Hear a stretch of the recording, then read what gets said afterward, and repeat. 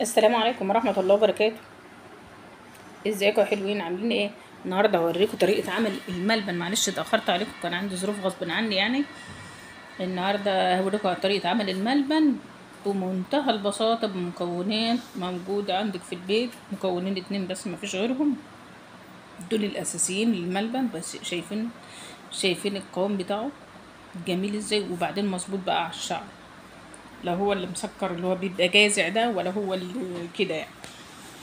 ودي طريقة الملبن العادي. ممكن تبقى محشي مكسرات زي ما انت شايفة كده، سوداني او اي حاجة. ممكن يبقى سادة، ينفع للاكل وينفع لحشوات الكحك والقرص والحاجات اللي زي دي. شايفين جميل ازاي وتحفة. النهارده طريقة الملبن بتاعتي عاملاها بأبسط طريقة، عشان في ناس عايزاها من غير لا جيلاتين ولا عسل كلوكوز. فانا عاملاها النهارده بالطريقة العادية خالص خالص، بأبسط المقادير، علشان اي حد يبقى عنده المتناول ان هو يشتغل فيه. واي واحده ست بيت تقدر تعمله من البيت. هبدأ معاكم في اول حاجه. هنجيب حله على النار وهنجيب فيها دول 3 كوبايات سكر. ماشي، 3 كوبايات سكر في حله على النار. انا لسه ما شغلتش النار على فكره. وركزوا معايا بقى في الخطوات كويس قوي، علشان ما حدش يا ريت تكملي الفيديو للاخر، علشان ما يفوتكيش اي حاجه في الفيديو. 3 كوبايات سكر لهم 3 كوبايات دقيق، كوبايات، اسفه، ميه. عملت كوبايتين عملت كوبايتين ميه، يبقى لهم كوبايتين سكر، يبقى لهم كوبايتين ميه. انا هشغل النار عادي اهو، وهجهز الخطوه اللي بعد كده. على ما السكر والميه يغلوا، نقلت بقى الحله التانية عشان التصوير على العين التانية. وهجيب كوبايه ميه زي ما انتوا شايفين معانا كده. دي كوبايه ميه، آه كوبايه ونص ميه، عليها كوبايه ونص نشا. يبقى انا كمان عامله 3 كوبايات سكر، فكل كوبايه سكر يعني كل كوبايتين سكر لهم كوبايه نشا. فطبعا انا عامله 3 كوبايات. طبعا هنا انا كنت دوبت النشا مع الميه كويس قوي، اللي هي كوبايه ونص نشا مع كوبايه ونص ميه. وده لون اختياري، لو عاوزه تحطيه حطيه عشان يبقى ملبن احمر، مش عاوزه خلاص عادي ممكن يشتغل ملبن ابيض عادي. فموضوع اللون ده بقى اختياري، ده حاجه ترجع لك انت. عايزه تحطيه حطيه، مش عايزه تحطيه براحتك. عايزه تعملي ملبن ابيض عادي. واهم حاجه تدوبيه كويس جدا جدا جدا في الميه على البارد الاول زي ما انت شايفاني كده، قبل ما تنزليها على النار طبعا عشان ما يكلكعش معاك. لانك لو نزلتيه كده سخن او دوبتيه في ميه سخنه، النشا انت عارفه بيكلكع وما بيدوبش. فهنا على ما الميه بتاعه السكر اللي على البوتاجاز تغلي، هنحط لها دي مع نص معلقه ملح ليمون. نص معلقه ملح ليمون، ده عشان السكر ما يسكرش معانا. ركزي بس معايا كده في كل الخطوات. وهتجيبي بقى، انا شغاله هنا بمعلقه خشب. ليه؟ المعلقه الخشب دي يعني بسيح بقى زبده، بس ما بستعملهاش في الطبخ عامه يعني، بس عشان هي تبقى اقوى معايا، لان الملبن بالذات بيحب تقليب كتير ويعني بيبقى ماسك كده شويه، فعاوز حاجه قويه. فطبعا معلقه السيليكون بحسها ضعيفه شويه. فممكن تشتغلي بمعلقه خشب، بس تخصصها للحلويات والحاجات اللي زي دي، ما تكونش بتشتغل في الطبخ، عشان طبعا الخشب بيبقى لاقط الريحه وكده. هنا بعد ما اول ما الميه غليت، معلش انا ما كنتش موريها لكم. بعد ما الميه غليت، السكر والميه غليوا مع بعض وندوب كويس. هننزل كوبايه النشا اللي معانا، اللي هي كوبايه ونص نشا على كوبايه ونص ميه. ننزل بقى ونشتغل تقليب تقليب تقليب تقليب لاول ما الخليط ده هيغلي. هنوطي عليه. هي طبعا النار عاليه دلوقتي، بس طبعا ايدي ما تتشالش من الحل. لازم ايدك ما تتشالش من الحل، والتنك في تقليب مستمر. عايز تشتغل بمضرب ماشي، تشتغل بمعلقه سيليكون ماشي، تشتغل بمعلقه الحاجه اللي تريحك تلفتك بقى، دي حاجه ترجع لك.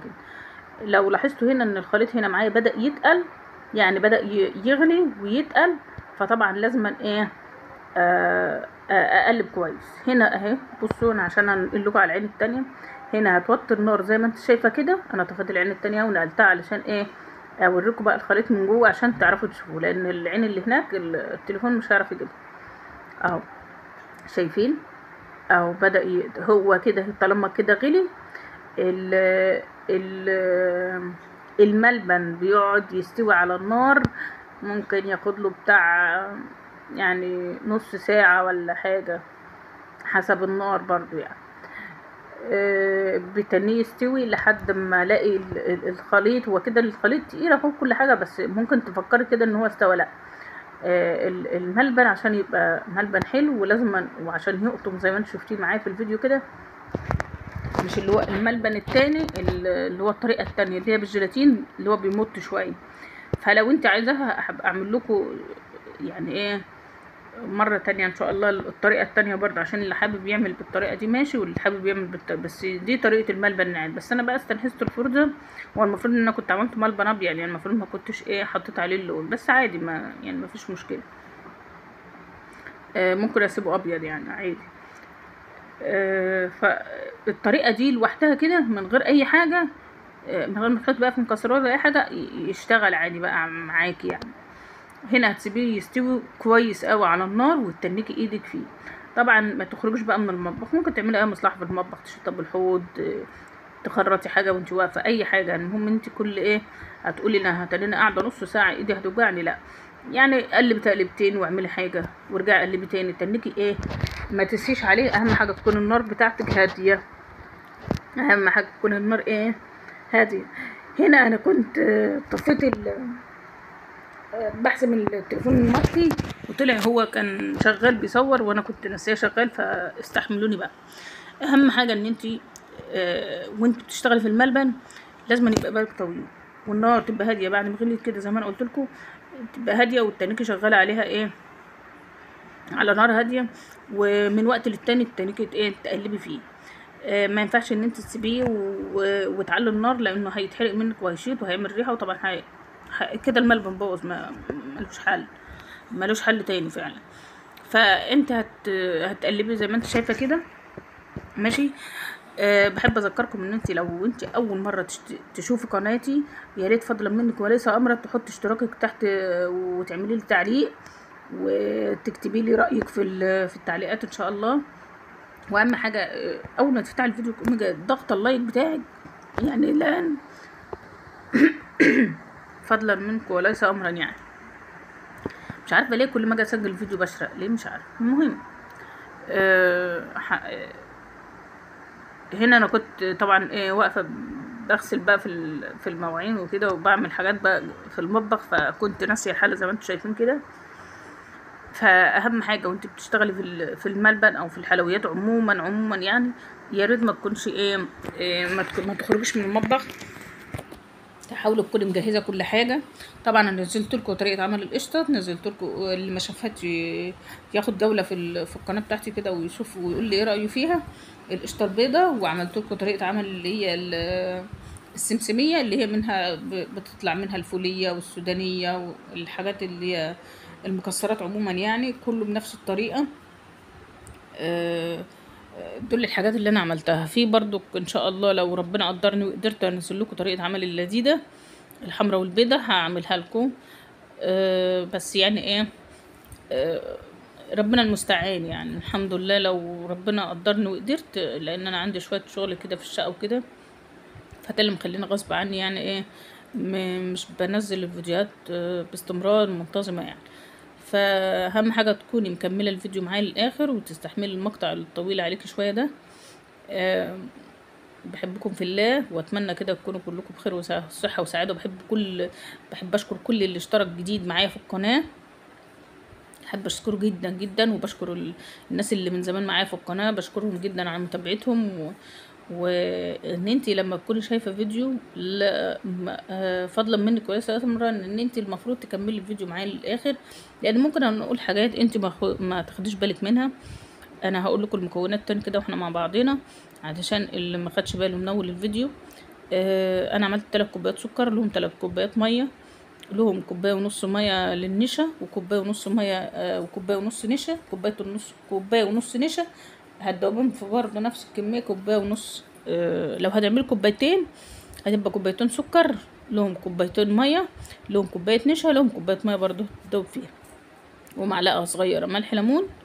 تمام، مفيش غير كده. وفي الاخر خالص هنحط معانا ايه ميه الورد. طبعا احنا بقى دلوقتي ايه كل اللي انا عملته ايه بقى هنا، انا هبدل العيون يعني.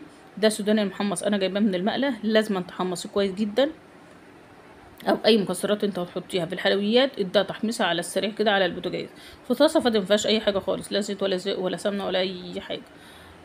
عايزه تحطها في الفرن شغال، بس لازم ايدك تبقى معاه وتقلبها كويس علشان ما تشعبش منك. فطبعا انتوا هتشوفوا بقى الكارثه اللي هتحصل لي دلوقتي، النور قطع وانا كنت شغاله، فمعلش مش هكمل معاكم بقى الفيديو للاخر. فبعد كده انا هفضي الحاجه. فكل اللي انا هعمله هنا هحمص السوداني، هنا كده كنت قربت اخلص، وحطيت ميه ورد، عايزه تحطها حطها مش عايزه تحطها براحتك. وهنا انا كده خلصت الملبن بتاعي كان استوى، وحمصت هنزل بالسوداني وهو سخن عليها وهقلبه كويس. وهجيب بقى الصينيه، انا كنت دهناها زيت من تحت ومن فوق، والكيس الفاضي ده وكيس التلاجة دهناه برضه من فوق ومن تحت، وهصبه في الخليط ده كله، هصبه في على الكيس ده اللي هو مدهون حاجه بسيطه زيت ونشا، واسيبها بقى لتاني يوم. انا هنا كده تاني يوم بقطعها قدامكم اهو، واوريكم طريقه الملبن الجميل التحفه ده. شايفين الجمال، شايفين التحفه، بجد بجد جربوا الطريقه دي، حلوه جدا جدا جدا. والطريقه دي اكتر طريقه حلوه تعملي بها الملبن اللي هو حشو القرص. يعني الطريقه دي هي فعلا حلوه، مالكيش دعوه بقى باللون، انت مش ما الغي موضوع اللون ده خالص لو انت مش عاوزاه، وشيلي موضوع المكسرات منه. بجد تحفه، هتحسي احسن احلى مره انت عملتي فيها ملبن. بجد الطريقه دي عجباني قوي، جربوها صدقوني مش هتندموا يعني. فان شاء الله ديت لازم تروح لطريقها على طول يعني. اهو بصوا، حاجه في منتهى الجمال، حاجه حلوه يعني بصراحه. اهو بصوا، عايزه اوريكم الجمال بتاع الملبن. بصوا تحفه بجد بجد تحفه. انا عن نفسي انا مش ليا في الحلويات اصلا، بس شايفين اللون بجد يعني تسلم ايدي. حطوا رايك يلا.